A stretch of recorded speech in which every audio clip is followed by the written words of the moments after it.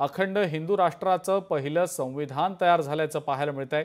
3 फेब्रुवारीला वसंत पंचमीच्या शुभ मुहूर्तावर महाकुंभामध्ये ते देशातल्या लोकांसमोर सादर केलं जाणार आहे। हिंदू राष्ट्राची राज्यघटना उत्तर आणि दक्षिण भारतातल्या 25 विद्वानांनी 12 महिने आणि 12 दिवसात तयार केलेली आहे। चारही पीठांच्या शंकराचार्यांच्या संमतीनंतर ते केंद्र सरकारकडेही पाठवलं जाणार असल्याची माहिती मिळते।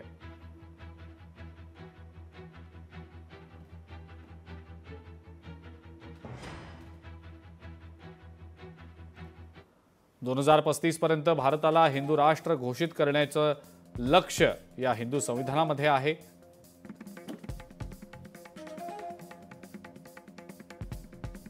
मसुदा समितीमध्ये उत्तर भारतातील 14 तर दक्षिण भारतातील 11 विद्वान लोक आहेत।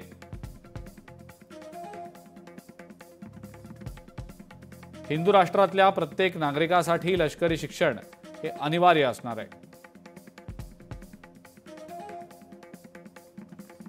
हे संविधान देशामध्ये राहणाऱ्या इतर धर्मांच्या विरोधात नाही।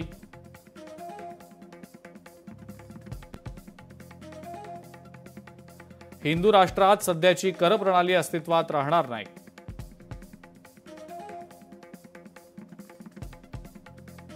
शेती पूर्णपणे करमुक्त असेल तर कर चुकवेगिरीसाठी कठोर शिक्षा केली जाईल।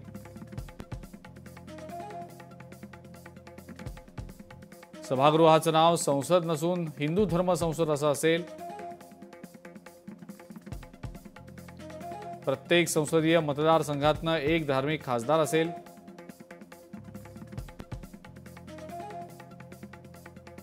मतदानासाठी किमान वयोमर्यादा ही 16 वर्षच असेल।